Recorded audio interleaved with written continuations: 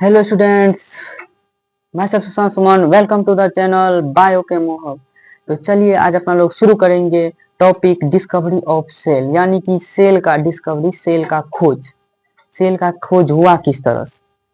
तो बहुत समय एक इंसान हुआ कर देता है जिसका नाम था रॉबर्ट हुक। उन्होंने ही सेल का खोज किया। कब किया? 1665 में। सेल का खोज रॉबर्ट हुक ने कब किया? 1665 में।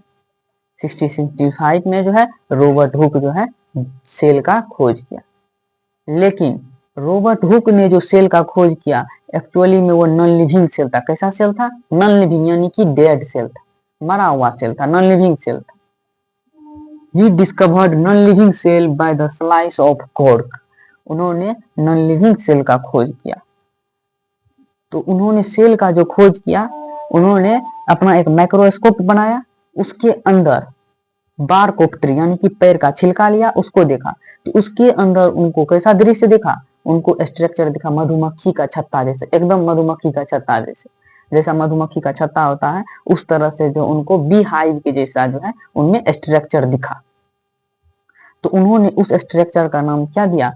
सेल। वहीं से सेल शब्द का ओरिजिन हुआ। सेल शब्द का ओरिजिन जो है वही, वो जो उसमें स्ट्रक्चर देखा, स्मॉल स्मॉल रूम, छोटा छोटा रूम बना हुआ था, स्मॉल स्मॉल रूम बना हुआ था, उसी को उसने क्या नाम दिया? सेल नाम दिया।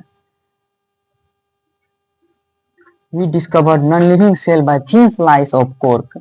उन्होंने नॉन लिविंग सेल का तो प्रयोग किया, लेकिन कोर्क का प्रयोग करके किया। किसका प्रयोग करके किया? कोर्क का। ये कोर्क क्या होता है? बारकोप्टरी, पैर का छिलका का एक पार्ट, वही पैर का छिलका का छोटा सा पार्ट ले लिया, उसी से जो है उन्होंने क्या किया?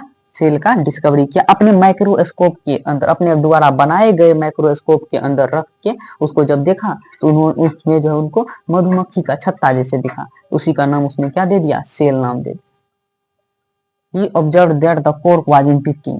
और जब उसने देखा तो उसमें देखा कोर्क के अंदर कुछ नहीं था, खाली था, एम्प्टी, सिर्फ एम्प्टी, खाली दिखा उसको।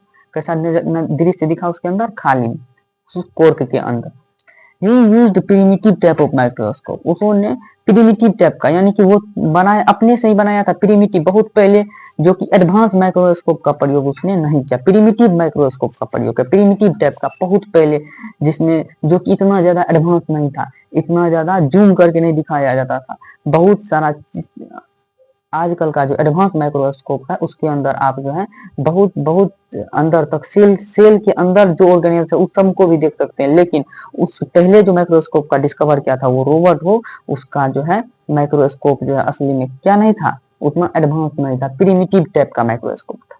उसके अंदर उसका ही प्रयोग किया था उसने, किस किस चीज के लिए? सेल का डिस्कवर करने के। ये तो हो गया नॉन लिविंग सेल का बात।